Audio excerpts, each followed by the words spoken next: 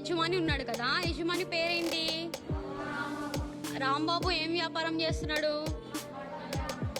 బట్టల వ్యాపారం. సరే, రాంబాబుకి ఏం ఆలోచన వచ్చింది? ఎవరిని కొనుక్కుందాం అనుకున్నాడు? ఎందుకు? గాడిదని ఎందుకు? బరువును మోస్తుంది అని చెప్పి. సరే, ఇంకో జంతువు కొనుక్కోవాలనుకున్నాడు. ఏంటా జంతువు? సరే, ఎవరిని మోసం చేశారు? యజమాని ఎవరి ద్వారా మోసపడ్డారు? సరే, ఎవరిని యజమాని చావు దెబ్బలు కొట్టాడు? సరే, ఎవరు త్రోయబడ్డారు? ఎవరు? సరే, మనము last of the moral of the story ఏం నేర్చుకున్నాం?